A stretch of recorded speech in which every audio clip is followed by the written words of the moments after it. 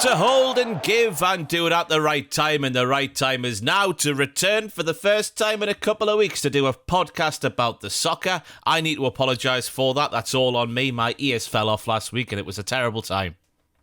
I'd actually forgot what was wrong with you then. In my head, I was like, did Ross have the poos? I was like, I can't remember what's going on. That was May 2022, where the poos happened. But yeah, these headphones aren't actually attached to my head via my ears. I've just got a couple of little sticks stuck out, which is stopping them falling down.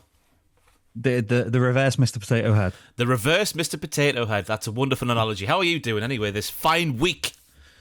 I'm quite buoyant when it comes to football affairs, Ross, but in myself, I'm not bad. Just looking forward to Christmas, even though I'm not in the mood for it yet. Why not, you Scrooge? I don't know, because I genuinely, I love Christmas. It's as I said the other day, it's the only time of the year that I am gruntled. But I'm just, it's not gripped me yet. It's not gripped me. I made the Hopefully mistake. That'll change. I've spunked my Christmas load too soon, so to speak. It's been snowing everywhere since about the middle of November because I discovered, Heart Radio. They've got a dedicated Christmas radio. A dedicated Christmas radio station. So that's been in the car since the middle of November. And this week I've just been like, I'm sick of this now. I'm sick of listening to Jonah Louie 7 times a week, even though it's my favourite Christmas song. Yeah, that bit is good. Sean, my missus, she's a bit weird. She loves classic FM at Christmas, so I'll just come home and it's just like, and I'm like, oh, okay, this is not what I was expecting. But let's have some meat and potatoes. And speaking of meat and potatoes, we must start with our meat and potatoes segment of this Hold and Give football podcast, and that is when the illustrious Clive F in his 90s Liverpool football sweater this week, ding dong, twit twoo. Oh, I need to get my soundboard up, surely there's a sound that describes you wearing that jumper, surely there is. That's the closest I can do, unfortunately. Why are they always so quiet as well? It's a load of crap. Road Connect, sort yourself out. But Clive, what happened on this day in football history? Well, Ross, today, as we are talking, is December the 13th, 2023. Let me take you back to December the 13th, 1981. And we go to the Intercontinental Cup. Are you aware of the Intercontinental Cup? Vaguely, but not all too welly. So it was a precursor to the Club World Cup as we have it now, and it was a meeting of the European and South American champions. It wasn't a tournament like four-team tournament like it is now. In the beginning, no English teams took it seriously. I think the 60s European Cup winning United side refused to go. Some of the 70s Liverpool teams refused to go. But in 1981, Bob Paisley's Liverpool, best team on the planet, just went, yeah, we'll go. Let's go. Let's go to Tokyo for some reason to play Flamengo in front of 62,000. And you know what happened? They got beat. You got twatted 3-0. And I've read up more on this. Apparently, it did shell shock. It was a full strength Liverpool squad. We're talking Dalglish, we're talking Phil Neal, we're talking Souness in there. And I think they just took Flamengo lightly. And this is Flamengo, of course, captained by Zico. So it's not like it was a crap Flamengo side, but we got our revenge in 2019. So that's what happened in 1981 anyway. What was the 2019 score? I've got no recollection of that 2019 game happening, even though it definitely did because the Champions League win and all that stuff you never shut up about. It was 1-0. It was a Bobby Firmino, I think, 92nd minute winner, and he was a boyhood Flamengo side, and his dad was in the crowd just like, I win regardless. He was just happy. So. What else happened on this day in football history? Well, this one's quite sad, but I had to put it in just because it's mental and just weird. So in 1998, it was Aston Villa versus Arsenal at Villa Park. Half-time entertainment came in the form of Santa parachuting into Villa Park, but a strong gust of wind knocked him off course. He clipped the Trinity Road stand. We shouldn't laugh. He fell 80 foot pitch side. I have never heard this story before. No, the parachutist portraying Santa, he was from the RAF, he's called Nigel Rogoff, lost a leg in the accident. Oh my God. But later became part of the first team of amputees to row the Atlantic in 2016. So fair play to Rogoff, but it's mental, this kind of 98, obviously we're a few years on from the creation of the Premier League, but we were still kind of stuck in that bombasticness of it. We need to be American sports with cheerleaders and that sort of stuff, yeah. Yeah, because if you think about it, Villa versus Arsenal in 1998, that's just going to be what 45,000 pissed up brummies wanting to chant abuse of Cockneys. That they're not bothered if Santa comes parachuting in. So luckily, it's halftime stuff's changed a little since then. But yeah, I'd never heard of this either. But that's horrific. It's a horrific story. I was thinking, it's going to be light and jovial on the Day in Football History segment, but no, that is absolutely horrible. But nice to hear that some good things happened to him afterwards, like with the Atlantic sail and all that sort of stuff. Well, you wanted to keep it light and fluffy. I've thrown in a treat for you here, Ross. And I'll say the scoreline and you know the match exactly. 2003, Newcastle United 4, Spurs 0. Laurent Robert, 2 worldies. Is it the best brace in Premier League history? It's up there. I mean, straight away comes to mind was a bit of Papa Cisse at Chelsea away. Remember he scored the volley in the first half and then that weird banana bender of a second one in the second half. But yeah, Robert puts his foot through it. That's what we like to see when it comes to the Soccers. Why is it always the left footer who can hit the ball the hardest? I don't know. I don't know if it's a thing of if it's like defenders and goalkeepers are just more used to taking stuff from right footers because they're more prevalent maybe. So the left footers think, I can see gaps here. I might as well just absolutely smash it. Yeah, you think of Robert, Roberto Carlos. You think of Eric Edman at Anfield at that time.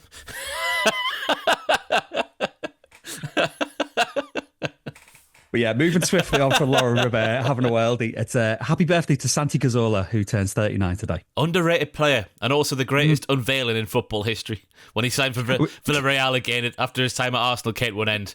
How he appeared out of thin air, Jack Atkins. It's unbelievable.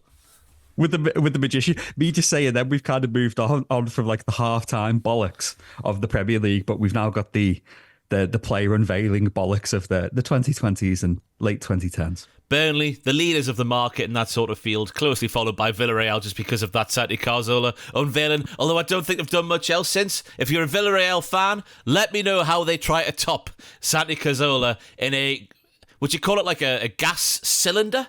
That's how it was. It was like a smoky gas cylinder that he appeared out of thin air. Yeah, it was a tube that filled with vapours, and then when the vapours were gone, Santi Cazorla was there with his massive face, just smiling. We go from smiles, though, to unhappy faces. Unhappy faces of the fans of Manchester United, as Gary Neville likes to call them, because last night, as we're sat here, they went out of the Champions League with a whimper. Lol. It's not a lol. It was quite sad to watch. I saw a large portion of the game, and you're thinking they've got to win to save their bacon in the Champions League, and they managed one shot on target, a 30-yarder from Luke Shaw, which was straight down the throat of the goalkeeper. He just punched it over the bar, made it a bit more dramatic than it had to be. But it's a must-win game. Bayern Munich, we know they're a quality side, but they didn't get out of second gear. What's going on at Manchester United?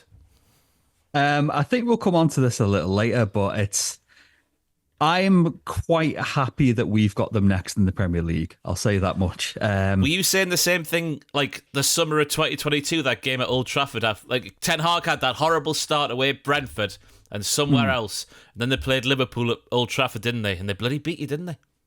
Yeah, but when it comes to Man United managers on the ropes in December, we've sacked 2 in the last few years by battering them. Oh. We got rid of Mourinho and Solskjaer by absolutely spanking them. But I do feel for Ten Hag, though. I think he's a good manager and he does need time, but it was pathetic. It was absolutely like the dictionary definition of pathetic, where you're just like, I pitied United last night, and never think you'd say that in the Champions League. No, I stuck something in the notes that I'm surprised you haven't bit on, because obviously a lot of people are now calling for Erik Ten Hag's head. I personally feel the issues are a lot bigger than just changing the manager once again. It's from the recruitment all the way down. I'm not going to bring the Glazers into it because they have spent a hell of a lot of money. I know things could be run better, but I don't think that's the first issue. I think player recruitment's the first issue, and Ten Hag's a bit further down that sort of list, if you want to call it a list. But yeah, Jurgen Klopp, when he arrived in Liverpool, I think that's quite comparable to where Man United find themselves currently in terms of a squad that needs a couple of big additions, and then you get those sorted, and then the rest of it you sort of... Because I remember when they signed Mane, was it the summer of 2016, I think? And there was that game away at Arsenal where he scored that worldie in the top corner. In his debut, yeah. So you've hit gold with Mane there. And then it felt like a couple of other signings obviously happened around that same time as well that paid off very well. Then you got yourselves into a position the following summer where you're like, right, we need Mo Salah and we need Alisson. And then you just went, straight upwards. I think that's where Man United are currently. I'd say the only difference, because there's been a lot of debate about this online, is you could see that the Liverpool team, they'd lost belief after Rodgers, and then obviously you got Steven Gerrard leaving and stuff like that. But you could see that there was a kind of willingness there. They were like, right, we've got enough quality here. We're bringing in quality. Let's build. The United players all look like they've given up. And you say there about Luke Shaw. Luke Shaw's been resurgent, I'd say, this season, tail end of last season. And Scott McTominay's been really good for United. But when they're arguably two of your standout players, something's gone a bit wrong, hasn't it? Yeah, I do feel a bit bad for McTominay because he was wank last night. He couldn't pass a ball to save his life. And I know for a fact that like that one bad game will outweigh the last minute winner against, was it Brentford at home, I think it was, and the other important goals that he scored so far this season, because everyone's just waiting, oh, he's not good enough. As soon as he has a bad game, let's pile on him. So I feel a bit bad for him. But I wanted to ask, like, when Klopp first arrived for that, because I know, obviously, Liverpool were a bit further down. They had that really weird summer where they signed, or was it the summer before that where they signed Balotelli and that, getting ready for the Champions League? Then it was the year after when Klopp arrived. How long was it before Liverpool became what Liverpool became, well, after Klopp's arrival? I'm trying to remember, because I can remember as clearly getting him in, because it was after a terrible Merseyside derby that I was living in Toronto at the time, and I think I got up at 6 a.m. to go watch. I don't know, because there was a big buoyancy, because it was like it was an oh my god. It was like, we've got Jurgen Klopp here. It'd be like if Newcastle went out tomorrow and got Mbappé. You'd be like, how have we pulled this off? Jesus Christ. A little while, you guided us to that Europa League final in 2016 with basically Brendan Rodgers' squad, and we didn't win because Alberto Moreno pooed the bed. But it didn't feel like it was too long at all, because obviously, like we were saying about the Rodgers years, there's like, you finish second, and then we'll finish like, I think fifth maybe, and we were just all over the shop really. Where it seemed with Klopp, it was kind of 2 step forward, 1 step back, rather than 1 step forward, 2 back, if you know what I mean. Yeah. So it was, they were great. I remember being so happy we got them. Yeah. Still am. I just bring that up because obviously a lot of people are saying, like, where's the progression in terms of Erik Ten Hag's time at Man United? I was like, if we want to compare it to Klopp, who obviously was afforded time, as I think Erik Ten Hag should be, because there's other issues that are bigger than him at Man United. If we're sat here in a year's time and the football's the same for Man United, we're thinking, oh yeah, maybe it is time for Erik Ten Hag to go. But I'm saying, how far was it into Klopp's before that Liverpool became what they were, and can we compare this to where Man United will be under Erik Ten Hag? I don't know if that's a discussion to be had, Jack Atkins, or not. Yeah, I'm not too sure. It feels different, because I think with the case of Liverpool, we'd accepted that Rodgers wasn't going to be the guy, but we thought he'll do for now. And then when we got Klopp, it's like, right, let's back him. Where it feels like United, like every other manager is like, right, this is the guy to rebuild it. Oh no, let's get rid of Van Gaal. Oh, Mourinho's in. This is the guy to rebuild. Let's get rid of it. Just feels like it's too stop-start. I do think he, again, like you say, when he came into United and battered Liverpool, I was thinking, oh, this could be a really good marriage of like his football and principles and his ideals, and you know the way that United was set up at the time. But it just feels like the players can't be asked. I do think it is a huge rebuild. Anthony, Sancho, Martial, Casemiro this season. Varane's on the bench. He needs to go. I'm just going through all the players that I think should go. Dallo, I don't think's turned up any trees this season, despite that worldie a couple of weeks ago. The keeper, I'll be looking at changing, because it doesn't look like it's getting any better week on week. There's so many players need to go before the manager, I think. And there's the question of, like, even though he's a good player, Fernandez's temperament, yeah, because he's suspended for the Liverpool game, and people have been taking the mix, saying he's done that on purpose. Remember when I can't remember was it last season or the season before, when we battered them, and he was asking to get subbed off at one point, wasn't he? So I remember when they gave him the captain's armband, I was like, I don't think he's the right kind of personality to be blood and thunder at the front, but on his day, he's their best player. Yeah. on his day. How long's it been since his day, though? It's been a while anyway. We go from the Champions League headline to the Premier League headline, Hegwigs. Headlines from game week 16. Getting all tongue-tied there. And, of course, we've got to start with Man United 0, Bournemouth 3. 5 minutes and then Dominic Solanke touches in a deftly little flick at the near post across Onana after some wank trying to pass it out from the back instead of just hoofing it long. Why can't we hoof it long in the game these days? We need to bring back some hoofball. Yeah, definitely. There's a time and a place. There is a time and a place for it, Ross. But I just, rather than put the boots into United again, I can't believe Dominic Solanke's form. He's been fantastic these last few weeks. I never ever thought I'd say that. I was chatting with my group chat the other day, including one of my mates who couldn't stand him at Liverpool, and even he was just like, he's looking amazing at the moment. Yeah, I think he's got 8 goals now this season. I think his previous best season was 6 or something like that. Yeah, so fair play to him. He's been in my fantasy squad, I'll tell you that. I reckon he's overtaken Dominic Calvert-Lewin in the pantheon of England strikers, which is still not quite in the squad, but it's getting nearer to the squad. I don't think he'll make the Euros, but he is doing very well indeed in that target man come, link-up play, Solomon Rondon 2 role. Ooh, I like that. But it wasn't just that goal for Bournemouth, of course. There was 2 more on top of that, but they had a lot of chances as well. They had the deflected goal from Tavernier that was ruled out, obviously. Solanke then hit the beans on toast. Another disallowed goal in the second half, which I thought was a little bit harsh, but I can see why it's given with the law being what it is, where it hits Utara's arm before he put it in the open goal. Man United had that Maguire header that almost looped in. A couple of openings in the second half, and then Big Phil Billing arrives at the back post to bosh it in with his head. But again, it was more, well, obviously you're going to have more success against Bournemouth at home than you are Bayern Munich at home. But you're thinking, you're 1-0 down to Bournemouth at home. Let's try and sort this out. We're not being the best form this season. We've just been beat by Newcastle last weekend. Let's get back on track. And there was still not that real, the fire and brimstone, so to speak, jargons. I wasn't seeing any shape from them either. You were saying before about passing it from the back. The defence looks really leaky, and Bournemouth was slaughtering them at times. Excuse me. But the midfield was very sloppy as well. It didn't look like they could string more than 3 or 4 passes together at a time, if that. Like we were saying before, the team just don't look arsed. No. I don't know if that's them not playing for the manager or if that's a case of them just being like, we're buggered here. We can't. We're down. We know we can't overturn this. I don't know what is going on with them. Yeah, just need to get rid of all the players. They need to do something like, I'm trying to think of a team that did that much. They need to take a leaf out of my Luton Town career mode on EAFC. Literally 25 transfers a summer window. That's what needs to happen there. Ingoings, outgoings, 25 in total. That'll sort things out. We'll see how that plays out. I remember reading a thing because someone noticed that since maybe Solskjaer, maybe it was the end of Mourinho's time at Man United, every single transfer window they've made 3 signings, whether it be permanent or loan, 2 loan, 1 permanent, something like that. It's always been 3 big first team signings per window, and that's not going to fix anything. You need 6 or 7 with this squad. Yeah, and like you were saying before, the amount on your list.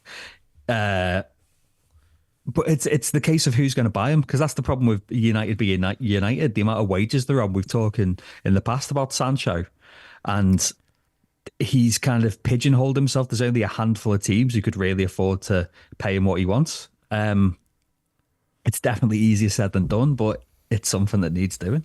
Big time. Then, of course, Senesi made it 3-0 with a free header, 6 yards out from a corner. Massive boos in Old Trafford. If you don't support Man United, it was really funny because it's a noise I always associated with Newcastle for many years there when we were getting pumped left, right and centre all the time. But to see it at Old Trafford, it was a little bit funny. But conceding a goal like that from a corner is unreal. It was far too easy for both the headers, for Senesi's and for Billings. They were really nice goals, but like you said, just if they'd had a bit more composure at the back, neither of those you'd think are getting anywhere near the keeper. Yeah, and just one more bit on Man United. They've now dropped 12 points at home this season after 1 loss in 30 games before this current crap season that they're having.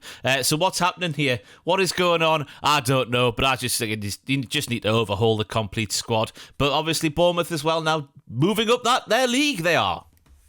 Yeah, because at the beginning of the season, I was after a couple of iffy performances from them. I was thinking, I don't know, I don't know if they've got the metal, the mustard to stay up this season. But like we were saying before, about Solanke already, what did you say, 8 goals this season? They've really turned the corner. I don't think they'll get higher than mid-table, but I think they'll be fine. Yeah, big time. Because it was obviously a weird one, getting rid of Gary O'Neill like they did and then replacing him with a relative unknown over here. But it looks like they've given him time. It was a horrible start of the season, but now it looks like he's starting to stamp his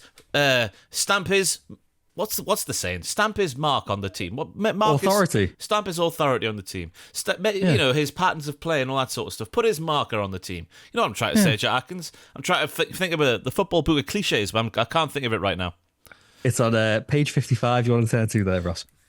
He's starting to play well with them. Aston Villa 1, Arsenal 0. 15 straight home wins now for Aston Villa. Some may call, if you go to page 62 of the football book of cliches, some may call Villa Park what is it? What does it say down there? It says here a fortress. That is correct. 15 straight home wins in a row now. John McGinn on the spin after some nice move, building up from the back down the right-hand side. Cut back from Bailey. Composure from Big JM. It's John McGinn. I mean, Bailey's been the standout, but John McGinn, it seemed for the longest time he was a bit of a punchline. And so it's nice to see him actually playing out of his skin. 15 wins on the bounce. John McGinn out of his skin. It's unbelievable. And he puts him in the top bin times. Yes. I've completely lost it all. Sorry about that. On John McGinn, though, I can't believe where they're sort of playing him in this weird height. It's like a reverse Trent, where he's on the right midfield sometimes and he comes inside instead of being on the right and then going inside. It's an unreal hybrid role that Unai Emery's got him playing in. He's his trusted magician in the middle of the park, it seems. Because obviously, Match of the Day, I saw this on Match of the Day, the bit of analysis they did here, but his range of passing after he sticks his fat arse into someone to tackle them and knock them off the ball, he sticks his fat arse in, that juicy double that he's got, which he uses wonderfully well. Maybe the best use of a juicy double since Kenny Dalglish way back in the day. But after he does that, which he did all the time, he's now got an eye for a pass, which is obviously helping Villa on counter-attacks and stuff like that. Do you think this form is sustainable, though, or do you think they just keep riding it until the wheels fall off? I don't know, with Europe, because how are they? It makes me sick as a Newcastle fan, let me tell you, because they're dealing with the European schedule a lot better than Newcastle, and I want to know what the secret formula is. What's the difference between Aston Villa and Newcastle, and how can they cope with the same amount of games? It was the wisdom that Steven Gerrard imparted upon them until going, do you know what, lads? I'm going to $20 million a year from Abu Dhabi. See you later. I don't know. It's because most of us, apart from yourself, tip Villa to be the dark horse of the season. But I think they've gone beyond all expectations. I was thinking, they'll push for a Champions League place, but heading into the Christmas break, they're pushing for the top of the league.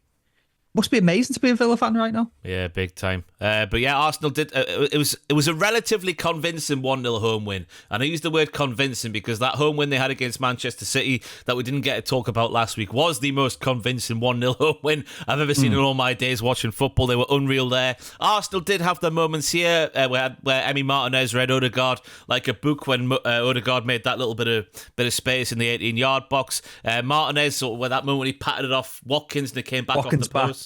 There was Odegaard spaffing one wide, which normally he would hit the target from there. Saka obviously with the offside goal as well. And then we get to the handball at the very end, which I feel conflicted on. I'll let you go first this time. How do you feel about that one?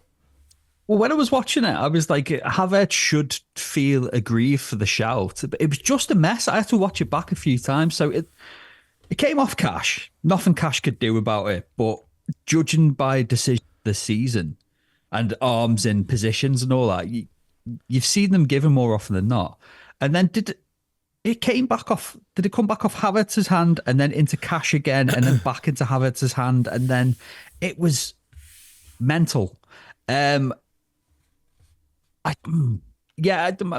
thoughts when I was watching it is that if I was, I could see why Havertz was fuming, because he was not happy at all. Probably a penalty for me by the letter of the law, but it's one of those rules in place that I've never really agreed with anyway. Because I think I like the old ball to hand rule as opposed to the handball rule, but modern game, I'm surprised that wasn't a penalty. Yeah, I really am. Because initially I was thinking, right, it's hit Cash on the arm, then it's hit Havertz twice on the arm.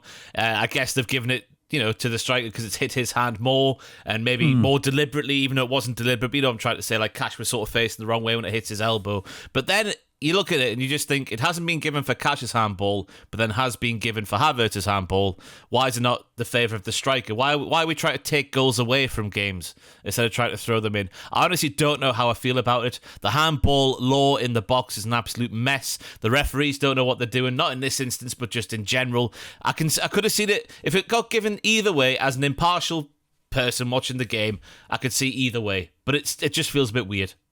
Yeah, definitely. I'm trying to stay on your side here because obviously this, as a Liverpool fan, this result did a lot for us and it was arguably the result I was hoping for. But I do actually feel that Arsenal probably should have had a penalty. Yeah, maybe. Crystal Palace 1, Liverpool 2. Before we go on to Jurgen Klopp's terrible Reds, the main thing for me watching Arsenal is they need more quality up front, but I don't know who they should be targeting in the January window. Ivan Toney is apparently the name, Jack Atkins. How do you feel about that one? He'd be good. I think he's because Gabriel Jesus, the thing I didn't realise about him before he signed for Arsenal is that he's so good in the build-up, but then when it comes to scoring the goal, that's what lets him down, because it felt like the other way around at Manchester City. But I think Toney might be Jesus, but with a finish as well. And that might be the difference. It feels weird to say, but I think when you put Toney in that team and better players around him, all that sort of stuff, I think he's Jesus, but with a finish as well. Would you play him instead of Jesus, or would you try and be like having both of them to just kind of work around each other? I think it's doable that you could play Jesus in behind, sort of where Havertz is kind of playing. I don't like Kai Havertz as a footballer. I don't think he's suited to our game. I think he's in Germany where you get a bit more time and that sort of stuff. I think that's what he likes and what he needs. I just don't think he's very effective in the Premier League. I don't know if there's Arsenal fans listening to this who's going to say, he's had a bloody turnaround in recent weeks, Ross. What are you talking about, you mug? But I'm happy to be called a mug if he is playing well, but I've not seen it personally. I just think maybe Jesus, again, with that build-up play, just how strong he is and how intricate he is with his passing, maybe playing him like Man City do Alvarez. Maybe that's something Arsenal could do before behind a proper centre forward. Yeah, because like you said, he's a very intelligent player, and it's just not going in the back of the net. It's the page 95 of the old cliches. That's the one job of a forward, really. Put it in the back of the net and ask questions later. Turn your page one more. It's how your centre forwards are judged. There we are. Yeah, subsection B there. Yeah. We're going to have to release one of these eventually, aren't we? And make lots of money. Crystal Palace 1, Liverpool 2. Alisson with a save of the season contender in the first half. Do you want to pleasure yourself for a minute or two by talking about that save? Oh, I was just...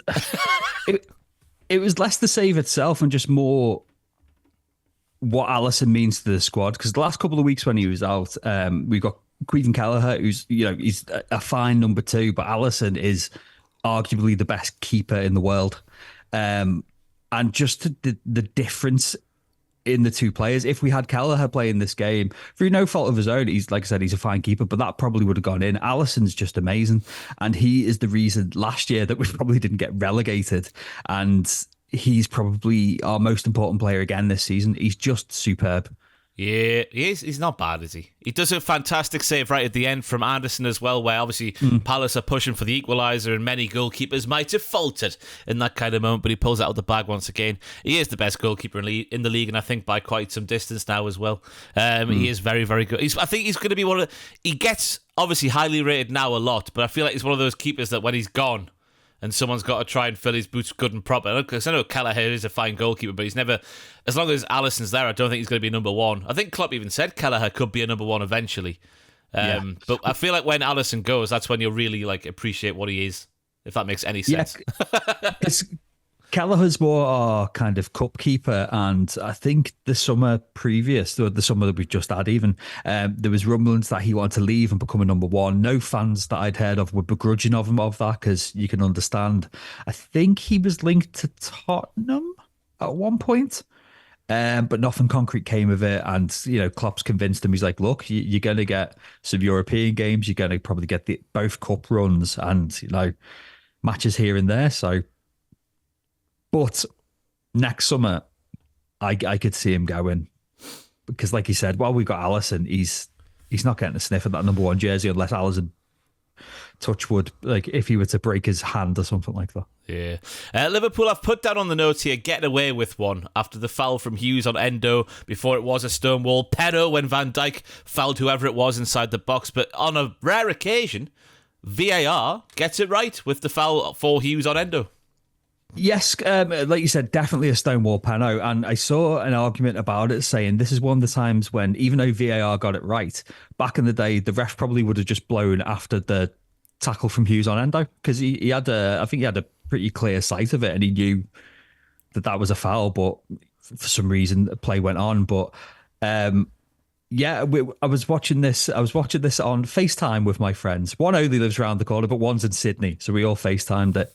And as it was going on, we were just like, this is, I don't know why they're going to the monitor for this. It's definitely a penalty. But then when we saw they were looking at Endo, we were like, actually, okay, let's see how this rolls out. But like you said, a rare win for VAR. No, I'm not going to say that. No. Then we get the bad side of it. Well, I'll say the bad side. It was a penalty when Kwanzaa took down Mateta. It's just the fact that we took 17 hours to get there. It is a pen, but the game had...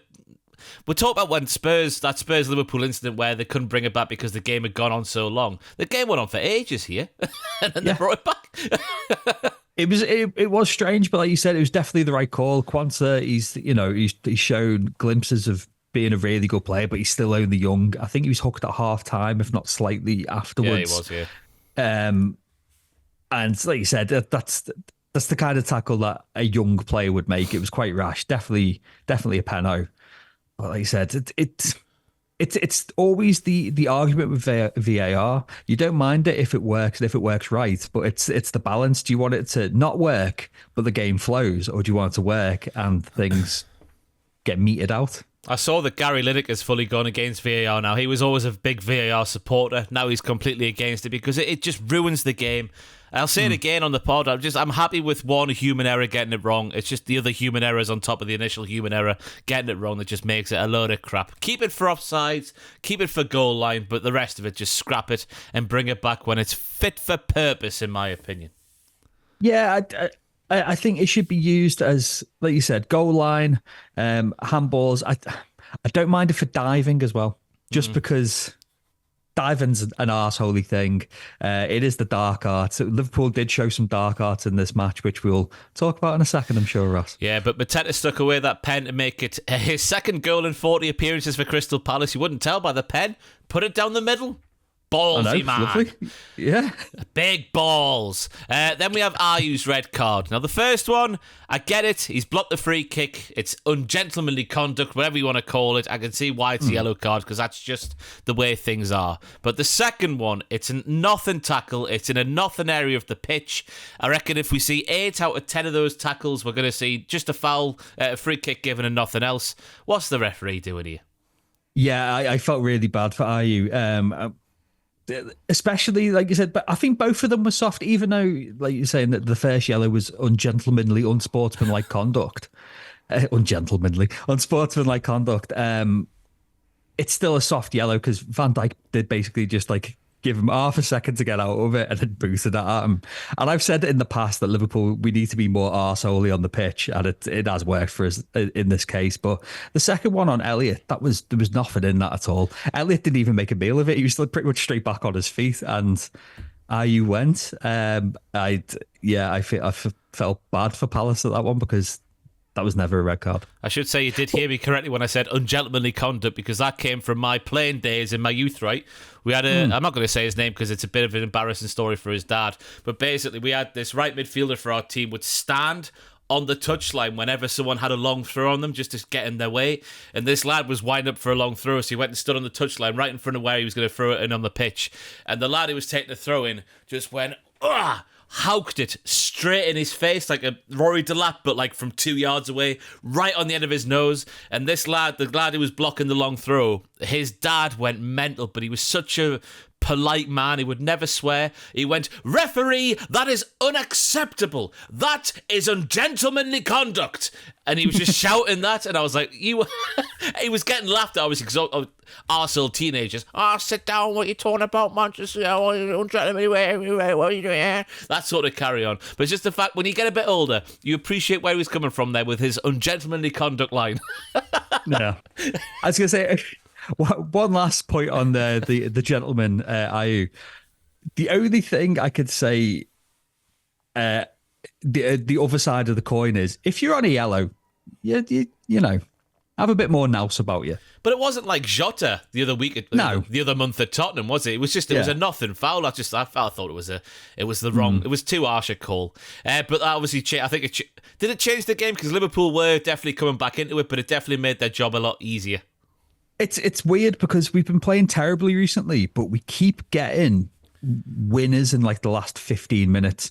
Like I was saying before, I was on FaceTime with my mate. My mate in Sydney said, I bet, because it was midnight or something daft there. And he said, it better not be one of those games where we're crap for 80 minutes and then we're boss. And he was off by 4 minutes, I think. It was... we were definitely resurgent, but just them going a man down just gave us the impetus to really press on, because it was like, if we're not winning it now, I don't even think we deserved a point out of that game. I thought we were terrible. I honestly did, but I'm not complaining. But if you go to page 32, Jack Atkins, I think when you find your team plays like that and they win, that is what they call the sign of champions. If it was any other team, I'd be saying that, but I'm not saying that about my beloved Liverpool just yet. But was the red card, then it felt like pretty much straight away. It was 76 minutes on the clock. Salah gets that deflected first goal. 200 for them Reds now for Salah. Any thoughts on him and how good he is? I don't know why I said that so perversely. Any thoughts on him and how good he is? Ugh. It's still kind of mind-boggling that we signed him as a winger, and obviously we'd had glimpses of him at Chelsea and he didn't really do much, and then it was in Serie A where he probably put it together. I don't think any of us were saying at the time, this fella is going to propel us on to win pretty much everything and will be staring down Billy Little's goals tally. He's not getting anywhere near Ian Rush, but yeah, fifth highest scorer of all time, I think he is now for Liverpool. Mental. It is crazy how little time he's been there, in relative speaking, so to speak. Then if things couldn't get worse for Crystal Palace, obviously Sam Johnson goes off. Remy Matthews comes on. Matthews, sorry, there's more than one. Than just little men in a big suit. He came on for his first appearance in the Premier League after signing 2.5 years ago. And then Harvey Elliott he has a little dribble, edge of the box, little snaky hips. Bit of Peter Beardsley about this one, I thought, and he just twats it in the near post. I like Harvey Elliott is the modern day Peter Beardsley with that one. Yes, gives it all for that liver bird on his chest.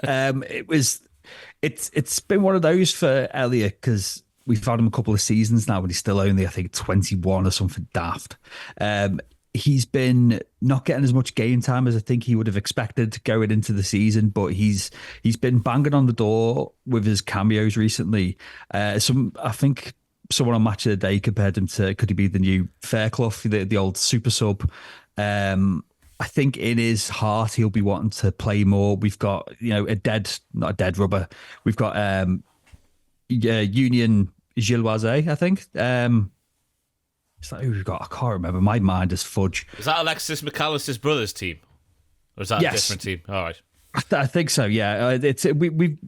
We're through at the top of the Europa League, but he'll surely be starting this one this week. But it was a hell of a goal. It's been coming for him, and considering that our front three aren't looking great right now, I could see Klopp maybe giving him a start. Maybe not against... I was going to say, I'd leave him as a sub against United because he's a boyhood Liverpool fan. And if you're in search of a goal in 70 minutes, bring on Harvey Elliott against what is currently, touch wood, looking like a kind of bitten Man United side that could really pay dividends. Yeah, you are playing that team, by the way. Tomorrow night is where I sat here. But yeah, if I was a Liverpool fan, I'd be happy winning games like that. I wouldn't give a toss how bad you were on the day because you won the game at the end of the day. But it's one of those as well. We were saying before about is Villa's form sustainable? It's like, is Liverpool's form sustainable? We've really surely got to kind of tighten up. It doesn't matter that we're eking out these wins, but we are eking them out. I'd rather we're kind of more controlling from minute one. You're a perfectionist, aren't you? A perfectionist. I'm a perfectionist. But one good thing, going slightly back to Salah getting his 200th goal, I realised that I'm not the only old scouser with a terrible memory, because Liverpool put videos up of some of his best goals, including some absolute corkers he scored against Watford. And my mate Phil sent it to the group chat saying, he put himself, he was like, I was in the cop for this Watford one. And I messaged him saying, Phil, I went with you to this game. I was stood next to you. And then he messaged back saying, me and Jack were in the cop for this one. Fantastic. So, something in the water here. Yeah. There's something in the water at Newcastle United at the minute, because that's the next game we're going to talk about. Spurs 4, Newcastle United 1. Newcastle did have a couple of moments early on. We had the strike from Bruno from the edge of the area, sort of whistled higher and wider and more Alan Hansener. The more went towards the goal. Then we had that Anthony Gordon ball across the box, which Ben Davies somehow flicked onto Isak and it went wide. It was a pleasant first 10 minutes. But then, Kieran Trippier, I need to talk about him. The guy needs a rest. He gave away the 2 goals at the Ev on the Thursday because his legs stopped working, and now he's defending against, I've put it like a child against Son. That's a bit harsh because Son was very, very good here, but I just think his legs aren't working in time with his brain at the moment because he's that tired. That second dribble that Son did where he set up Richarlison for the second Spurs goal, the way that Trippier flicks out his leg, it's just that split second too late. And I'm like, if you were fully fit, I'd be more confident of you keeping up with Son. Maybe not stopping him, but the way he just flicked his leg, I was like, oh, he's knackered, isn't he? Bless him. You could tell half the squad were knackered just watching them. Who's your backup for Trippier, or is your backup also injured at the moment? Tino. Of course. We've got Harrison Ashby out on loan at Swansea, who apparently is doing well. He was signed sort of January last year, I think it was. Who was apparently the heir to the throne that Kieran Trippier sits on at the moment. But yeah, it's Tino. We've got, because we signed Lewis Hall from Chelsea. I'm starting to think Newcastle's got cold feet about Lewis Hall, because we signed him on loan. And we've got an obligation to pay £28 million, I think it is, in the summer if he hits certain appearance things. And he's not getting used at the minute. He's not getting played. Yeah. And I've got to think that's because maybe Eddie Howe's seen him at close quarters for a few months now. He's just thought he's not the answer. So yeah, Lewis Hall should be our backup left back with Dan Burn out, competing with Dan Burn to start at left back. Tino, who I think is more of a right back because he is primarily right footed, is playing left back, but he's doing incredibly well because he's the best footballer in the world. So yeah, now Kieran Trippier's got no competition at right back. We've got Emil Kraft, but he's been injured for the longest time, and he's been used more as a centre half when Eddie Howe's called upon him because he's not the best going forward. He's all right, but he's not the best. So Trippier at the minute's not really got any pressure on him at right back, and I think that's maybe showing. Yeah, and I mean, it didn't help that he's got Dubravka behind him as well. I saw a lot of people call him for his head after his recent performances. He's injured. He's injured, Jack Atkins. He's been playing with a shoulder knock apparently for a few weeks since he came in the team. Everybody's ill. So what you say, is it time for Loris Karius to step up? That is the rumour. Dubravka did not train yesterday, so apparently, as we're sat here, as Newcastle need to beat AC Milan tonight at St James's Park. I've just been to the back page to get me scarf because it's scarf night at St James's Park. Way! So we've got Loris Karius apparently playing tonight in goal in a game where, as I said, Newcastle need to win against AC Milan and hope that Borussia Dortmund beat Paris Saint-Germain for Newcastle to get into the next round of the Champions League, because that's what that penalty call in Paris did to our campaign. God, I don't hold up much hope. Although I have a little bit of hope because Milan apparently came to St James's Park last night and it was pissing down here in Newcastle. And instead of training like every other team does the night before the game inside the stadium, apparently they had a huddle in the middle of the pitch and then went home.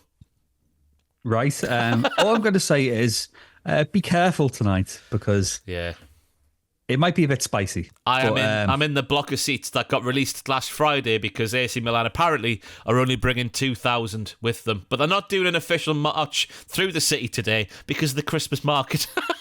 The Christmas market has stopped their official Forza march through the town, so I'm sure it'll be fine. I am a bit trepidatious, though, being that close. Yeah, just get the badge in, you'll be fine. Let them know. I was saying I've got my prefect's badge from year 4 ready to show them. I used to have some responsibility in life. There you go. But back to the game at the weekend there, Jack Atkins, who Doggy was the one who got the opener after getting some good work from Son down the left, which is where Trippier, I thought, was fine. He wasn't showing too many signs of fatigue like he did with those 2 goals at Everton. But then that second one where Son sets up Richarlison, the way he flicks out his leg, he needs a rest, but he can't have a rest. Richarlison then, of course, it had to happen against Newcastle, where Callum Wilson has a podcast with Mikel Antonio, where they, for a long time, took the piss out of Richarlison for not scoring too many goals. So, of course, Richarlison gets his second for the first time since I think he played for Watford against Newcastle here, where Dubravka, as I mentioned there, playing with an injury, was very hesitant in coming out to close down, because he took it down basically on the edge of the box, centre of goal, and then took it in the box a bit more. And Dubravka was sort of, should I stay or should I go? I think Nick Pope would have done better. The more I see Dubravka play, the more I'm thinking maybe we do go for David De Gea, as is the rumour. I was thinking initially, is he worth the money? Is he that big of a jump in class compared to Dubravka? Again, it's a harsh thing to say because we don't know how severe this injury Dubravka has been playing with is, but I think maybe it's worth the punt. It was like you saying as well, I was going to say, going back to the game as a whole, I hadn't heard the De Gea rumours until I was talking to our good friend Aidan Gibbons, because we were saying, what do you do in January? And he was saying Calvin Phillips as well. He says, just get a bit more steel in that midfield. But going back to this game, I thought, like you said, the first 10 minutes at least, you looked all right, a bit tired, but you looked all right until that first one went in. And it wasn't even like you capitulated. It was just kind of like Tottenham just... Page 106. They smelt blood in the water, Ross. They did, yeah. So they did, yeah. They did, yeah. They was fully in control from pretty much that 10th minute onwards, where Spurs. Brennan Johnson, who had a good game, I thought, as well. He then hit the post after some nice link-up play, sort of hit the angle and came back across the goal, if that makes any sort of sense. And then Dubravka, again, coming out. How much did the injury play a part? I don't know, but he gave away a penalty, a definite penalty, which Son, oh, what a pen it was. Oh, you don't save them. No, definitely not. I thought, like you said, Son had such a good game. He was just having the time. And like we say every week, he was really enjoying his football, wasn't he? But textbook penalty, I'd say. Yeah, bottom corner. The net didn't even rip. It was like an old goal in the old Wembley nets. That's how hard he hit it. The way it ricocheted off the net in the background there. But then I would say it wouldn't have had any impact on the game, so I'm not too angry that it didn't happen. But that was a red card from Romero, definitely, on Callum Wilson, who, again, just to highlight his comments after the game, because Vicario was like, they were having a bit of banter with Wilson and Vicario. Wilson has like a tame header straight at Vicario, and Vicario then goes like, ooh! Down Wilson's face. I don't know, down Wilson's face. And then Wilson, after the game, said there's a way to win after hosting that podcast with Mikel Antonio. But that's Eddie Howe's poo houses for you. It was a really sad day. We just got battered, as I say, from that 10th minute onwards. We just need reinforcements, and we need better quality, because it's clear that Eddie Howe, I know that people like Emil Kraft have been injured for a long time, and then you got Paul Dummett, who's another one of the ones who's currently fit but is a defender, and you're not going to change too many defenders to try and change a game, are you, within the 90 minutes? But we need bodies.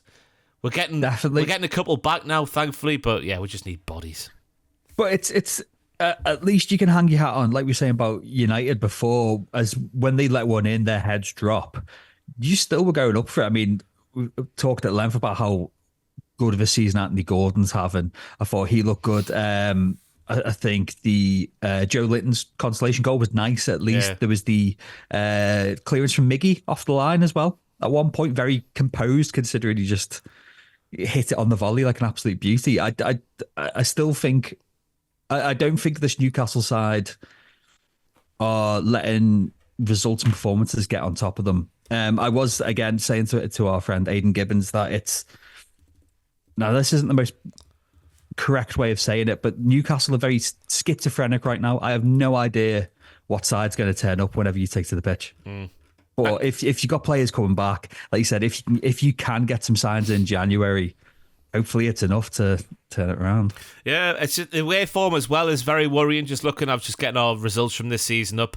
Away at Man City got beat. Away at Brighton got beat. Away at Bournemouth got beat. Away at Everton got beat, and away at Spurs got beat. Away from home this season, we've got a Desmond 2-2 at West Ham, a Desmond 2-2 at Wolves, and then the rest of them, Sheffield United obviously 8-0 is on there as well, but the rest of them we've been beaten or drawn, which is worrying when you want to be pushing for those European places. Because obviously the injuries are having a big part to play in how we are at the moment. There's no getting away from that. Like there was a graph on Match of the Day I saw after the game. There was like the amount of players who in the last 4 games have played all 360 minutes or whatever it was, and there was a fair few of them. But there's certain things that are happening in the game, like, you know, passing to your teammate and marking from corners and set pieces and whatnot. Stuff that should still be going right, that isn't going right. And I'm wondering how much you can put in the whole fatigue thing on really basic stuff like that, good, because it feels like the stuff we were nailing when we are good, we're just not nailing when we are bad. And I think it's all in one big horrible mushy pot, the fatigue and the basic errors and that sort of stuff. So hopefully we can sort it out soon. I mean, don't worry about it. You got to go through to the next round of the Champions League tonight, Ross. But I'm just looking at the fixtures now. We've got Fulham at home at the weekend. I know they've scored 10 goals in the last 2 games, but, you know, we've got Fulham at home, then we've got Luton away, Nottingham Forest at home, and then we go to the Anfield on New Year's Day. So hopefully we'll get 3 wins from 3 before that. Hopefully. But I need to say about Alan Shearer as well. He was... Wait, did you say you're going away to Luton? Away to Luton, yeah. We should win there. Should, but despite losing against City, Luton are quite good at home. I know they are. They've been very well. Yeah. But that's against your Arsenals and your Manchester Cities. Are they going to turn up on a cold, I don't know what day, December the 23rd is? Is that is Christmas Day on a Sunday this year? Monday this year. Are they going to rock up on a cold Saturday evening at Kenilworth Road and turn up against Newcastle? No, they are not, Ross. But Alan Shearer this week came out and said it's bang out of order for players to use the fatigue and the tiredness as an excuse for how they're playing, which I thought was bang out of order for a man like Alan Shearer, who is the greatest Premier League striker of all time. I'll accept that. But who, in the year 2001, 5 years before he retired, literally had Sir Bobby Robson build a team of young, fast...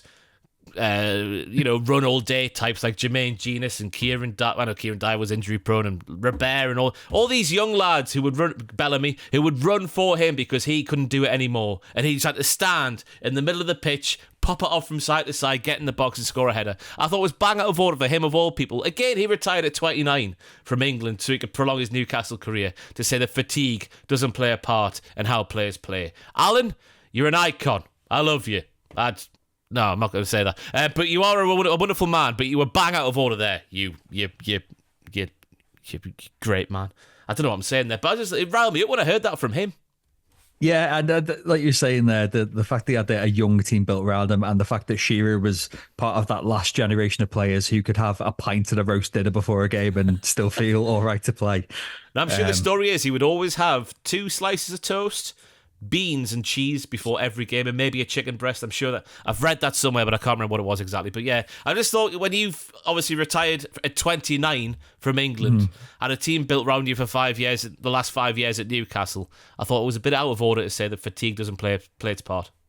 People always say that though, no matter what team it is, if you go through a bad run of form and you say we've got injuries and half our team are knackered, people say it's an excuse. It's like, but it is valid. When it gets to a certain point, like Newcastle's are, when there's like over 10 every week missing, that's nearly a whole team. I think you're well within your rights to say that maybe fatigue is playing its part. But then again, I will go back to that basic stuff that we're not doing right. How much is that because of fatigue, and how much is that just because we're being sloppy at the minute? I'll leave that up to the comments down below. Shout out to the Ev this week in the Premier League highlights, because they got that big 2-0 win against Chelsea on Sunday, and after Luton's loss to Man City, that now leaves them 4 points clear of the bottom 3 already. I think I looked in the table. If they wouldn't have had that 10-point deduction, I think they'd be 10th or 9th, I think, around there. Well above Chelsea. I think a lot of credit has to go to Sean Dyche. The 10-point deduction has somehow galvanised them. I know they were in form before that deduction went into place, but this is, 3 wins on the spin now for the Ev. My nephew, who's an Everton fan, shared a reel the other day, and it just said Everton after the 10-point deduction, and it was the classic 2010 Spain team lineup. And it was just, yeah, I thought they looked really. I've got a soft spot for the Ev, but Decore, McNeil, they've all been playing really well. Like I said, Calvert-Lewin's come back from injury, and he's not got injured again yet, touch wood. So they're looking all right. Yeah, I think they'll be fine. Aye, Big Sean. He's the most underrated manager in the world, Sean Dice. I love the guy. I wouldn't mind a bit Newcastle, me. Obviously not now with the money, but when he was the perfect manager for the Mike Ashley era of Newcastle United was Sean, and I'm sad it never happened.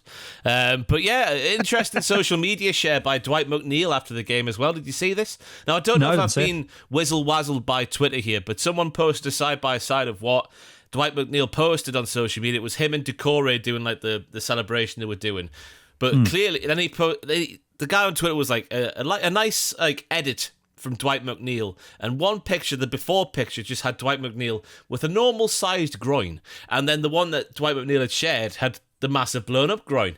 So if Dwight McNeil is enhancing himself digitally, I guess fair play, but also we're onto you. I mean, that speaks of the belief of this Everton side that if he has done that, then he thinks he can get away with it. He's like, yeah, why not? Maybe it's on purpose, because that is the thing the kids say, isn't it? The BDE, the big dick energy. Maybe he's on for that one. That's analysis. Give it to Dick Energy until the end of the season. He's proving himself. Who is Dick Energy? I'm trying. Dirk Kuyt is Dick Energy. Of all the people to pick, Dirk Kuyt. Well, I'm just thinking about the guy who would never stop running. Miggy Almiron. He is Dick Energy. Who is the quintessential Dick Energy for you in terms of football? When you're saying count that as a shout, I'd also go for thinking back to my childhood. I'd say 90s Steve McManaman as well. Isn't that right, Fletch? Anyway, more football headlines from the past 7 days. I'll let you take the lead on this one. I'll just set the scene. It was a rainy Monday night at Anfield. Was that what it was? Something like that. Yes, it was Monday night, yeah. And obviously Liverpool have been extending the Anfield Road end. They had an event, like a tester event, to just make sure it wouldn't fall down. So they had, I think, 10,000 fans inside the stand, just jumping up and down. Klopp made them jump up and down at the end, didn't they? But Klopp had an interview on the pitch. And what did he say, Jarkins? Well, he was feeling quite buoyant and a bit bullish, I'd say, Ross. He was talking about, because obviously we had the big midfield rebuild, we had the accepted yet failed bid for Moises Caicedo, and by doing before he went to Chelsea, and what's his name? I've forgotten his name. Southampton lad, Leiva. Yeah, Romeo Lavia. Lavia. Well, yeah. I said Leiva. Lucas Leiva. Lucas Leiva. Dick That's Energy. What you're thinking of. And obviously, both like after the Caicedo thing ballsed up, Lavia went to Chelsea as well, and neither of them have been in good form. And Klopp was discussing the saga and kind of said we were lucky to miss out on both of them. And the quote from Klopp, as is written here, is: "The summer we had a few strange things happen in the transfer market, but here between us, I can say, my God, we were lucky, eh? We didn't know that in that moment, and it didn't feel like it in that moment. But yeah, I'm really happy that it worked out, but you never know before. We obviously realised that other central defensive midfielders don't want to join Liverpool. You see what happens. And then we found Wataru Endo. He's an exceptional player. A bit of knobbery there from Klopp, but considering how things happened, you can't blame him for saying it. No, I like this side of knobbery from Klopp, because he's like, between you and us in this age of camera phones and social media, yeah. He knew what he was doing. But yeah, conversely, the bad side of this happened in the past week as well, didn't it? Like when he bit on that Marcus Buckley for saying, your favourite kickoff time at 12:30. It's just a joke, Jurgen, you dick. But again, the things that I'm defending Klopp for is the same things that I used to give Fergie pelters for. It's managers are always going to do it, aren't they? And when it's your manager, you get defensive of them. Yeah, but he was very, very good here. It was a nice little comment to make. And obviously now, next time Liverpool play Chelsea, Chelsea will win 2-0, and the goals will come from those two defensive midfielders that you spoke about. Well, we never know. Right, over to Turkey, because this is unbelievable, as Alberto Moreno said once upon a time. Turkish football has been suspended at all levels indefinitely after a referee was assaulted by a club president following a Super League match on Monday. That you heard me correctly there. Right then, how do you pronounce this, Atkins? Angaraguku? Ankara-Guku. That's what we'll go with. Their president, which will get us demonetised, but here we go. Faruk Koka stormed onto the pitch following his side's 1-1 draw at home to Rizespor and punched the referee Halil Umit Mele while he was also kicked by other fans who invaded the pitch. The footage is harrowing. It's harrowing. Just the sort of referee's covering up as best he can. He's just getting kicked left, right and centre. Koka and two others have been arrested following the incident, which has quickly gained global attention and scrutiny. Is where sat here. I'm in Newcastle, you're in Liverpool. We're not in Turkey and we're talking about it, so I guess that is true.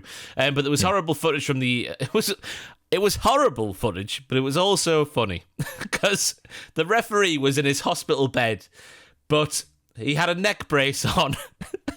And it was like the stereotypical, his body might as well have been in a full body cast. That's how he looked in that bed, which was ever so slightly funny if you enjoy things burning down or something like that. But yeah, it was, in the moment, a horrible thing to see. The moment was horrible, and when I saw the footage of him in the bed, I thought, oh, this can't be real. I thought it was like from something else and someone had like deep faked it, but I can't blame him for doing that, especially if he's going to have a lawsuit on his hands. Yeah. My ex years ago was in a very minor car crash and went to see a doctor, and I went with her to the doctor's, and this doctor's was on an industrial estate for some reason. In the car park in front was a Bentley. And the doctor in question, I'm not naming any names, so it's fine. The doctor in question was saying, do you have any pains in your neck? And there was a nice little settlement out of it, but you've got to play up to it. Go back to the actual incident. Very serious, horrible footage. There's the actual photo of when because when you see it, it looks like just like a little jab. It doesn't look like the Coca, I'm going to call him to try and avoid us getting in trouble. It didn't look like he hit him too much, but there's actually a photo where he proper wobbles his jaw. And like you said, when he is in the fetal position on the floor getting kicked, it's not nice. And for all we give guff to refs and we want them to be accountable, we never want anyone to be in the firing line like this.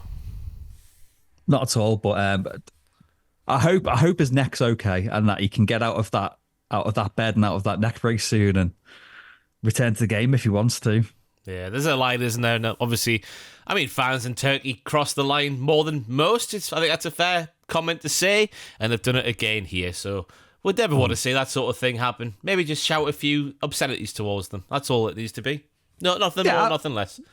I'm all for calling a referee a wanker. You wank, yeah. Aye, you silly Billy. Aye. That's ungentlemanly conduct there.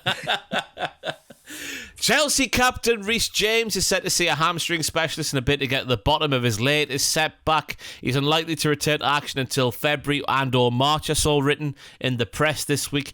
James obviously has a history of hamstring injuries and limped from the pitch in the first half of Chelsea's Premier League defeat to Everton at the weekend. It was on Saturday. I thought it was on Sunday. Was it on Saturday? I thought it was on Sunday. Yeah, I'm sure I saw the goal things on Sky Sports when we were playing Spurs. Anyway, it doesn't matter. It was at the weekend. Already this season, he's missed 2 months after suffering a similar issue in the opening game back in August. It's been worked out by various media outlets that he's missed a full 35 games since he debuted for Chelsea, which, considering he's just 23, about to turn 24, is bad. Yeah, were we saying the other week that we wondered if he could become the new Ledley King? If it's a case of just saying to him, just do the lightest to minimal amount of training you can, and we'll just have to play you when you're fit, because he is a fantastic player, but he could be the new Ledley King or he could be the new Darren Anderson. It's a shame to see. Yeah, at least it looks like they're going to take some time here to get to the bottom of what the issue is and send it to a hamstring specialist. Imagine being a hamstring specialist. How do you end up as a hamstring specialist? It sounds like the kind of person who'd be on Barbecue Pitmasters. I was going to say, yeah, go down to the butchers. Oh, that's some prime hamstring. But yeah, because I think he would be England's first choice right back now if he wasn't as injury prone as he is. I think he is the perfect hybrid between sort of Trippier's defensive stuff when he's not knackered playing against Son and Trent going forward. I think he is the perfect hybrid of the two and he would be the first choice. But yeah, Hopefully injuries aren't going to ruin his career, but it certainly looks like it could be the case as he nears his 24th birthday. Or maybe he's already had it, I don't know. I didn't realise it was 35 games, though. That's ridiculous. Already? And yeah, and I always forget his age, as we found out in the Friday Fun Club recently when I had the pleasure of your company. In my head, he's 26, 27, but he's not, is he? Yeah. And speaking of an old man, I guess, well, we thought he was an old man, but an actual old man. I say an old man, he's 39. That's only a few years older than the pair of us. Juventus Italy centre-back Giorgio Chiellini has confirmed his retirement from football at the age of 39. He spent the final 2 years of his career at LAFC, winning the MLS Cup in 2022, and that's the most important trophy he ever won. That win over the Columbus Crew. That was the biggest highlight of his career. So yeah, he says on a statement on X.com, "You have been the most beautiful and intense journey of my life." Oh God, you have been my everything. With you, I have travelled a unique and unforgettable path. But now it is time to start new chapters, face new challenges, and write further important and exciting pages of life. The Italians have got away with words, which is beautiful. That's lovely, that, isn't it? And what a player.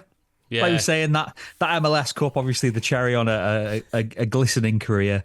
Never mind the 9 back-to-back Serie A wins with Juventus. Over the 17 years at Juventus, obviously, eventually would become a part of the famous BBC at the back there, which obviously was iconic in its own right. I mean, he spent one afternoon with away days looking at old football shirts, and look what's happened to him. You see that on YouTube? The old away days on YouTube. Big Ellis. Up the Ellis, he's a fantastic man. But yeah, he had a Chiellini on looking at his old football, or look at shirt hunting for shirts he would be interested to buy and stuff, and looking back at his career shirts and whatnot. And look what's happened. Mere weeks later, he's retired from the game. So cheers, Ellis, you dick. He's not a dick, he's a nice man. I wish I was Ellis Patton. I was looking up Chiellini's career because I was just like, obviously they didn't win the European Cup while he's part of the squad. I was surprised to see he wasn't part of at least in the squad for the Italy's World Cup win. Oh yeah, he was like, I didn't realise, obviously being 39 now, I always thought he was around a lot earlier than what he was. Yeah, it's like that of Italian players though. You always forget that, around a lot longer than he was, if you know what I mean. He was once a young man before he became the beautiful sommelier that he did become. But it shows how little the MLS really pings across my radar. I didn't realise he'd been at LAFC for the last 2 years. Well, you're not missing much, are you, over there? Apart from when Messi's debut happened. What a game that was. Stepping up with a free kick anyway. We go from Chiellini, we'll never forgive you for the assault on Bukayo Saka in the Euro final, you dick. But what a career it was. Fair play to you. All the best to you in your future endeavours. We go from the news of the week to the highlight of the week. Do you want to go first this week? I will go first this week, Ross. And my highlight of the week involves a player that has not been a highlight for me for decades. He's not been a highlight for you for decades. And his name around here is Mud. But it's Michael Owen. Michael Owen going full Alan Partridge on the Upfront podcast, talking about bravery in trying to launch an apple core at the bin in his parents' house and hitting the wall and getting a bollocking from his mum, but continuing, hoping to get a nod of approval from his dad if he got an apple into the bin. It's ridiculous. I don't know if you can insert the clip, Ross, but if you can't, there'll be a link below, I'm sure, somewhere. I'm sure if you just search Michael Owen Apple on X or whatever, you'll see the clip. It's the use of it's how brazen, bravery, bravery. Because we get what he's saying. Like, your mum does go mad when the wallpaper gets hit. And who has a bin next to the TV, by the way? What's going on there? Yeah, it's a bit weird. Unless, I was going to say, unless it was like a kitchen TV, but even then, if you got like a food stain in the kitchen, it's not too big of a deal, is it? Yeah, we get what he's saying and saying like, oh, well, she's told me off once before for getting the wallpaper a bit dirty, so I'm going to go for it again. I don't know what the word is because I'm not very clever, but the word is not bravery. Cheekiness. Cheeky, yeah, a little cheeky scamp. Yeah. But yeah, Michael Owen was the highlight of my week. I also want to give, because it's Christmas, I'm gonna give a shout out to the Ev as well, because obviously around this time of year we don't like it for any team. It's Tory behaviour, but poverty chanting. Obviously Chelsea were bringing out like feed the Scousers and all that, and Everton just as soon as the chance started on the scoreboard put the fan support and food banks logo up. So Fair play to the Ev. Fair play to the Ev. So from the Ev, I go over to Spain because Girona this week won 4-2 away at Barcelona with Middlesbrough icon. The last time they were in the Premier League, Christian Stuani getting the clincher after Barcelona had scored in added time to make Girona sweat. The result now means that Girona are top of La Liga, having played 16 games, won 13, drawn 2, lost 1. They've scored 38 goals in those 16 games. They've conceded 20, but who cares? They've scored 38. They're 2 points clear of Real Madrid in second place after 16 games. They're now, what are they? 7 points clear of Barcelona after 16 games, who are fourth, by the way. Atletico are third. This Girona team with Christian Stuani as one of the linchpins. It's an unbelievable. It's a Leicester happening again. I hope they can go all the way. And if they do, we've got to go over to Girona. Because it was a few seasons ago. I know it's slightly different, but when my mate Jeff ended up in Madrid, accidentally, well, he booked a trip to Madrid anyway, but it was the weekend that Atletico had won La Liga, and he said it was the best party he's ever been to in his life.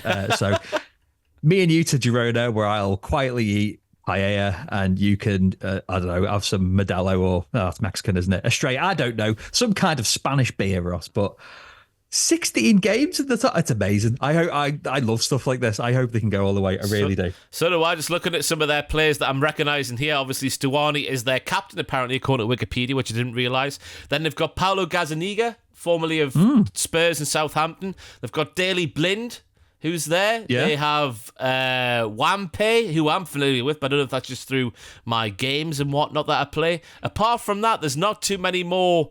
Jan Couto is on loan from Manchester City, apparently. Or Eric Garcia on loan from Barcelona. Yeah. The one who, I think that's the one who used to play for Man City. Is it? Yes, it is. That's the one who used to play for Man City. So they are doing this with very little household names, which is obviously making it all the more better. So hopefully it can continue. It's just the way that goal, because it's at the near post as well. The Stuani goal at the end, there's a player on the line. It hits the player on the line, but then it hits the side netting. Everyone goes mad. It's just fantastic. And the fact he used to play, when he used to play for Middlesbrough, when they were crap as well. Unbelievable. Hep the better. Hep the better. I think he scored a goal in the Weirties derby once, which was fantastic.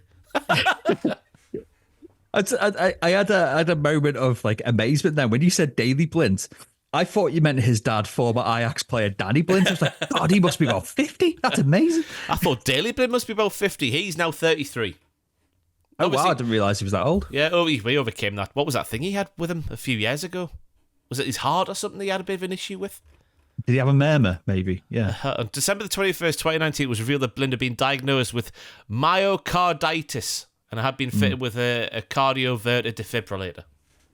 So yeah, fair play to him for overcoming that and getting himself to top of La Liga. That is my highlight of the week, that game, and just the general state of Girona currently. From there, we go to the Darren England and Daniel Cook Memorial Twat of the Week. I'll go first this time, and it's Joey Barton.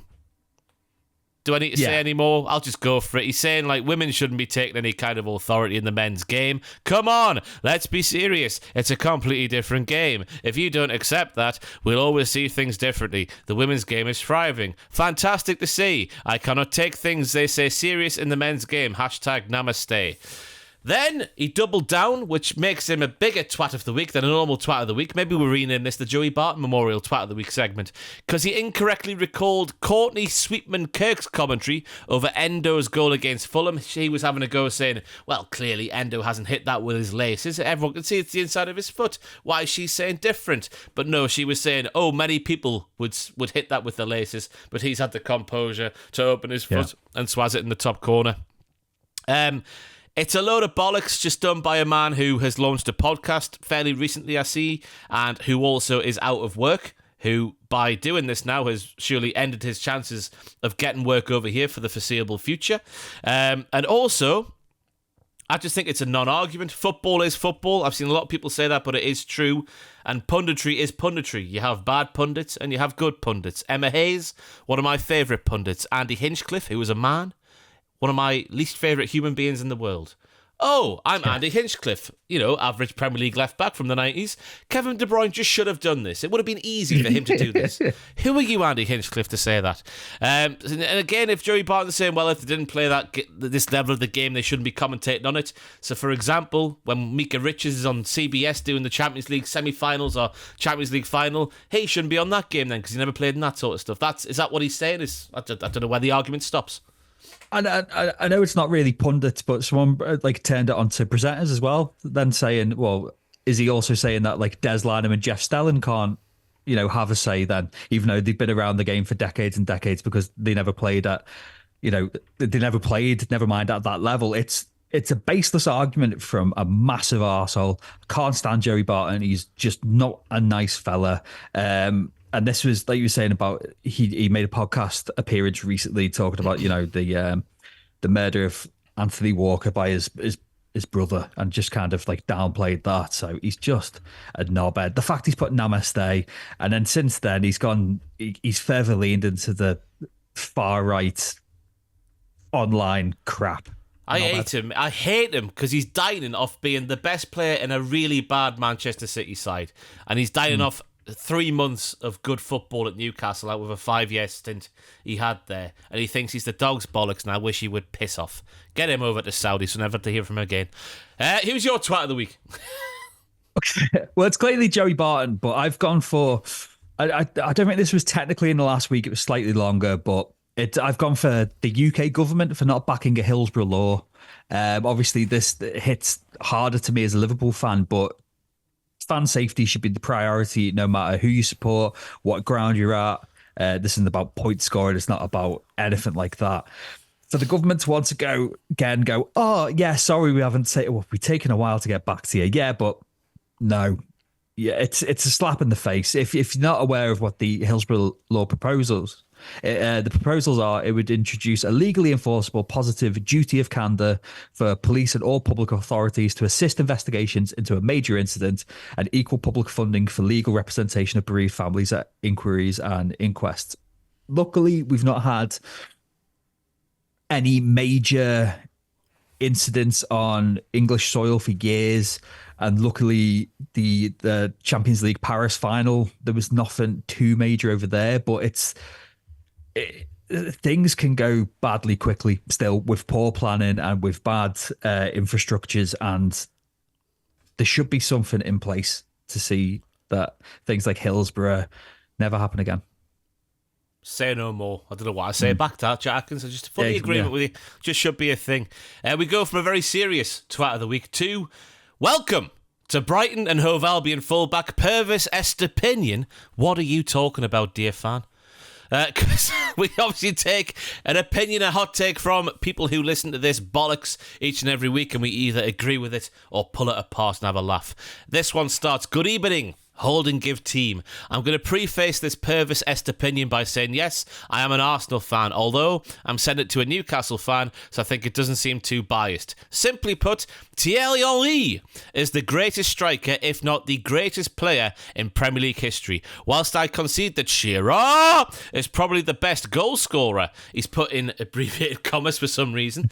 He is just the best goal scorer in league history, but as an all-round player, Henry cannot be matched. Scoring, pace, power, passing, assists, he had it all. Also in relation, side opinion, Henry not winning the Ballon d'Or in 03-04 is one of the greatest football robberies of all time. Love the content, guys. Keep it up. And that's from Lewis in Bognor Regis. Hep the Bognor Regis. Hep the Bognor Regis. I'll let you go first. I don't think this is controversial. We've said before on this podcast, we were picking our all-time Premier League 11. I was saying about how much I loved watching Thierry Henry at Arsenal, and that when you do talk about the greatest players of all time, it's Henry and Shearer, the first two that you usually come to. Where am I up to here? Yeah, I, without bringing personal bias into it, I struggle to think of who you could argue was better. Honestly, I'm going to go with Lewis in this one. But over to you, Roscoe. You bitch. Well, there's a couple of big asterisks you need to put on Shearer's name when it comes to his career, because the guy had 2 massive knee injuries and a big ankle injury that took 3 years of his career away from him. If you judge Blackburn Alan Shearer against Arsenal Thierry Henry, I think it's a lot more of a fairer discussion, and your opinion might not be as gung-ho, Gunner's pun-ish, kind of, as it actually is. Because obviously a lot of what people think when they think of Shearer is centre-forward, elbows, headers, twatting it in from the edge of the box, that sort of stuff. But if you look at the running he used to do when he played for Blackburn especially, some of the deft finishes he used to do. There was this goal, I forget who it was against, really early on in Premier League history, but he runs through and he chips the goalkeeper, which was a very Thierry Henry goal, but scored by Alan Shearer for Blackburn Rovers at Ewood Park in like 1993 or something like that. That's the big asterisk I always put on that when people say, oh, Henry was just a lot better footballer, because obviously Shearer, I have had a go at him on this podcast for saying he had a team built around him when he was in his 30s, but up until, well, he changed his game, basically. We do wrestling stuff. Stone Cold Steve Austin. Pre-neck injury, technical prowess, fantastic wrestler. Post-neck injury, not being able to do much stuff as he used to do, brawler, that sort of stuff. Shearer, pre-knees and ankle, one kind of player. Post-knees and ankle, a different kind of player. So I think that's a big asterisk, or asterisks, you need to put on Thierry Henry. And I just think they're different players, so they can't be compared. But at the end of the day, Jackins, what is a goal scorer judged on? He's judged by goals, Ross. He's judged by goals. And also to say on the Shearer thing, I know I have said he had a team built around him at Newcastle and whatnot, which is true. But again, Thierry Henry, when his career dropped off, down it went. He didn't last at the top as long as Big Al did. And I would argue, you put Shearer in that Arsenal team that Henry had the pleasure of playing for, he would have scored 25 to 50 goals every single game. Never mind 25 to 50 goals a season. I don't know why I said 50 goals. He never got that high. 25 to 35 goals a season. I think for me, and like I said, I don't take anything away from Alan Shearer. I loved him as a kid, but it's just what Henry made me feel as a neutral watching him. I think that's what I'm going with. It's just heart over head. Yeah. I get it, but I do think if I reckon Blackburn Shearer could come close to doing most of what Thierry Henry could do. But I do understand what Lewis from Bognor Regis is trying to say. But I'm never going to say that anyone is better than Alan Shearer, because he is the god. The good. Up the good. We'll bypass the Wonder Kid for this week. This is my call, everybody.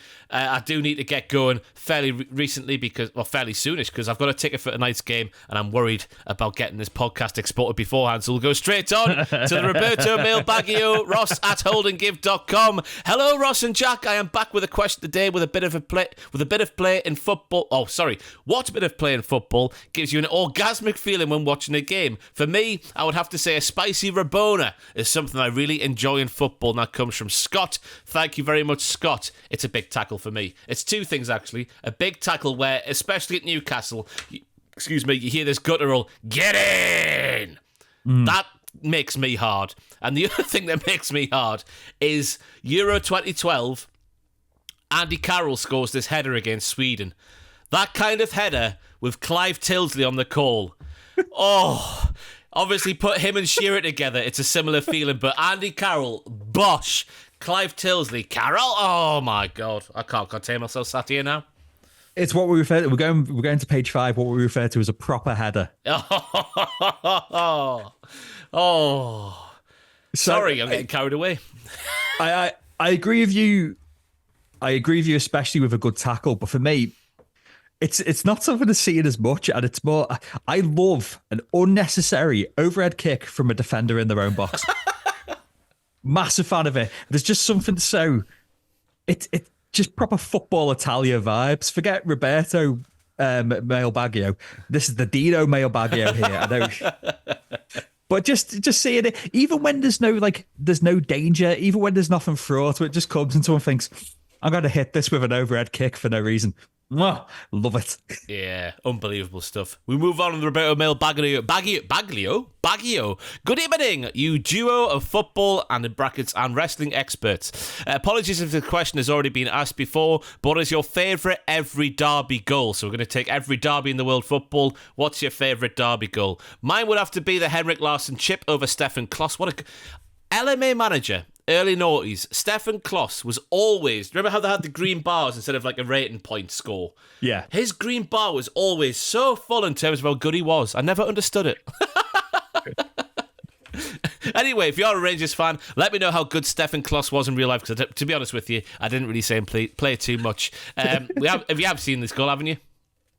Henrik Larsson. Long time ago. Long time ago. Oh, yes. The flick on from Sutton, the nutmeg and the chip from Larsson, and the commentator with, "Oh, he's in, Henrik Larsson." Imagine if Clive Tilsley was on the call. So what is your favourite ever goal against Sunderland and Everton or Man United or Man City for Liverpool? Thanks for the content. Hep the better. And I've forgotten to write the word of his name down because I'm a massive arsehole. While you speak about yours, Jack Atkins, I'm going to find the name of that. I was going to call him I was trying to think of a collective name for a Hold and Give football podcast listener, but I'll just put that listener. Thank you, that listener. I only looked at the Merseyside derby for this because I didn't realise it was every derby goal.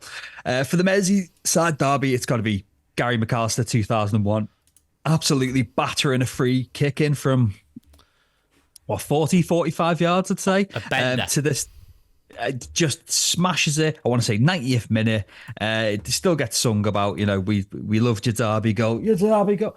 Oh, Gary McAllister. Obviously, Divock Origi making Jordan Pickford look like a twat in 2018 was beautiful. But Gary Mack's the one that comes to mind. And again, it's Christmas. I'm in a given mood.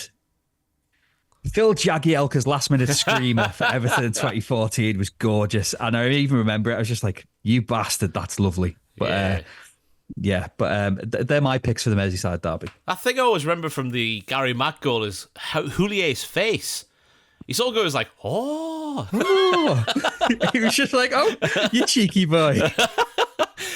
This question comes from David Moore, by the way, so thank you, David Moore. My favourite Timeway derby goal has to be Shola from the 5-1. So picture the scene. I forget if it's the 4th or the 5th. I think it's the 5th goal. So Kevin Nolan, hang on, I'm going to have to check this out. Newcastle 5, Sunderland 1. I can't remember who scored the 4th and the 5th.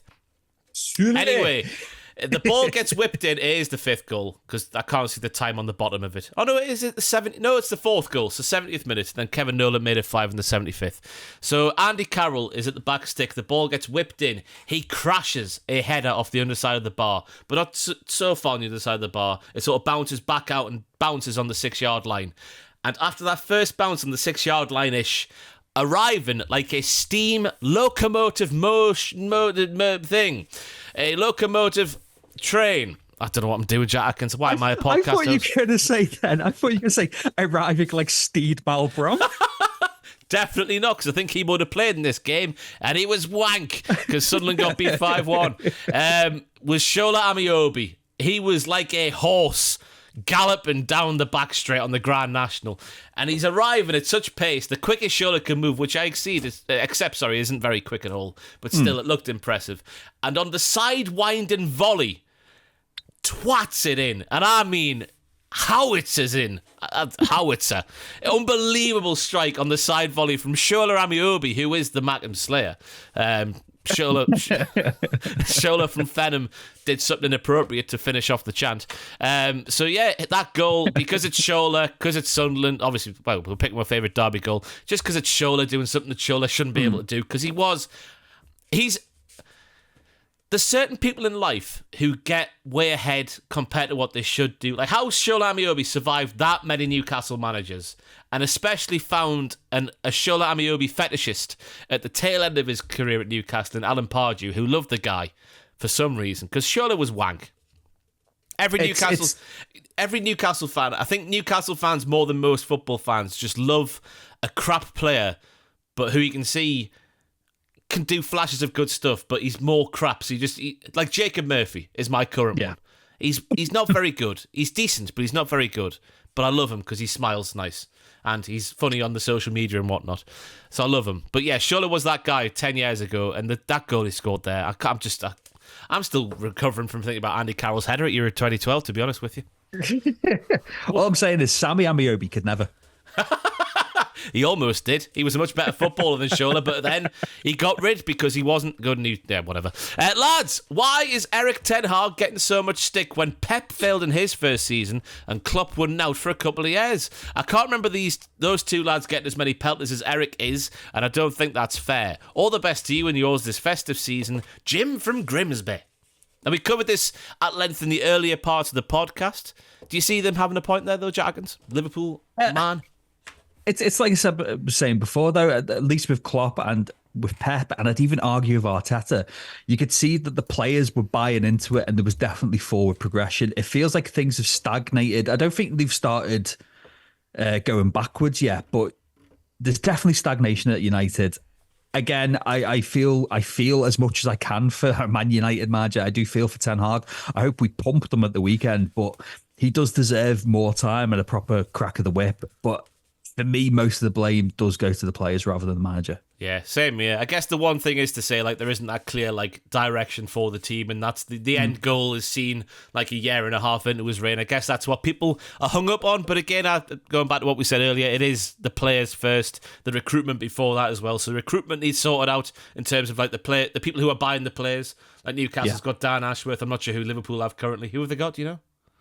Oh, we've got Jörg Schmatke at the moment because we've... Jörg Schmatke! And we think he only got the job because he's also German and he's a fan of the band Die Toten Hosen, who Jürgen Klopp is also a big fan of. So the jury's still out on him, but we got a good midfielder in. But what did you say? Die Toto Hosen? Die Toten Hosen, the something trousers, I think that means. Just making a note. I want to check them out if Jürgen Klopp listens to them. Bit of heavy metal and all that sort of stuff.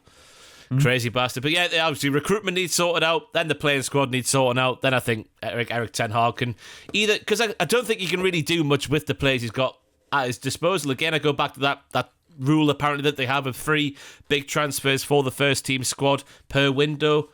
Needs more than that, needs 6, 7, 8 to really get him to put his stamp on the team. I think that's what I was trying to say earlier, to put his stamp on the team. Yeah, and again, going to the book, page 42, there's too many, it seems, mercenaries in that team, too many individuals, whereas, like we said, if you've got Scott McTominay really stepping up for the cause, nothing against Scott McTominay, but he shouldn't be the standout in a Man United squad, really, should he? No, not at all. So thank you for your submissions to the Roberto Mailbagio. Please send them in to Ross at holdandgive.com. That's all the words and no syllables for the ands. Not syllables? Symbols. I'm not with it today. I describe myself feeling as uncomposed or as composed as a one-legged pigeon before the podcast, and I'm sure you will agree that has come to fruition as the podcast has gone on. Any closing thoughts before we go away, Jack Atkins? None. I just want to know: are you doing the pizza punks tonight, or are you going against the grain? We're changing it up. Controversially, I think we left it too because we got the tickets last Friday. We left it too late to make the pizza punks reservation, so we're heading Bar Loco, which is just down the road from St James's Park, for a pizza still, but it's a different restaurant. So hopefully, it's the pizza that's the good luck charm and not the location. Well, fingers crossed for you. Hep the mags. I don't know if that's what you say. Away the lads and all that. Come on. I got my scarf. I'll tell you what it says. I was looking for it. They had all these players, individual players ones. They had a Jason Tindall scarf, but no Jacob Murphy scarf. Can you believe that? And I know you love Jason Tindall, but how I feel about Jason Tindall is how you feel about Jürgen Klopp most weeks. There it is. Away the lads. And basically what you do is you just put it like that and just swing it around your head like that, and it looks fantastic when 52,000 are doing that. Anyway, hopefully I don't get stabbed. Please, Milan, be kind. Hopefully Newcastle win, and we'll see you next week for something. I don't know what, but we'll see you for something. We should have said this before we shot, but we're flying by the seat of our pants here. Please click on either of those 2 videos right here. It will help us out greatly. Leave a like, leave a comment, do a share if you're feeling fruity. I've been Ross by Jack Atkins. A wonderful novel. Sold over 3 copies. And we'll see you whenever we see you. Merry Christmas, everyone. Ooh.